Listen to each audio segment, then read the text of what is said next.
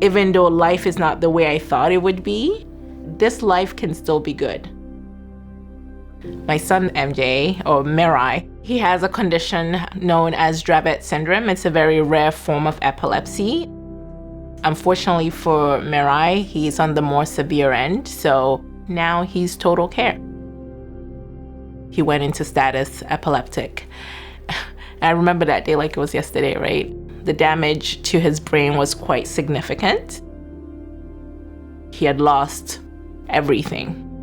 I went to the hospital with a boy that could walk and talk, and I came out with a brand new baby.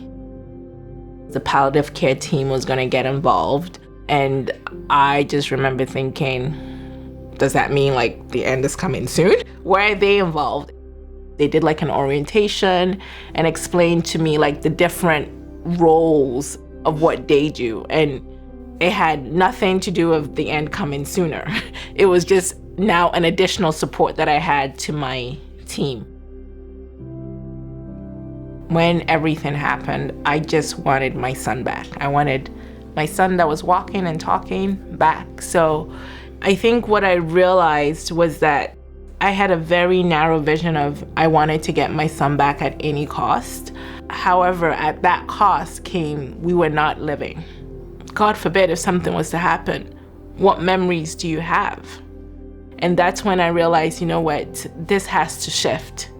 You may never get the old Mirai back.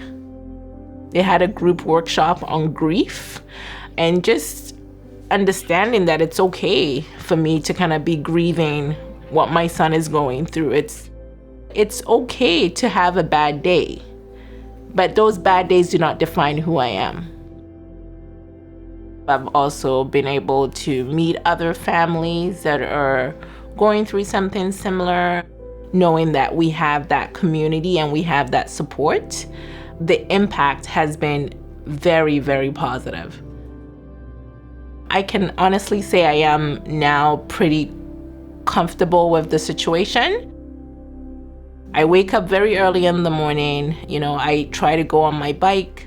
I do my reading, meditate. I'm very much into mindfulness and being intentional about my day. Overall, the palliative approach has made a huge difference in our lives, from respite to social work to the group activities. I just don't know where I would be without it. Again, it's coming to that realization that it's okay for me to say I am getting a break, he's in good hands, and that doesn't make me a bad mom. You don't know what the future is going to bring, yet I know that it is my faith that keeps me going. Even if Mirai can't talk back to me, he can hear me, and when he hears my voice, he smiles. And that alone, that is something, right? So finding things to be grateful for has accumulated into me living a joyful life.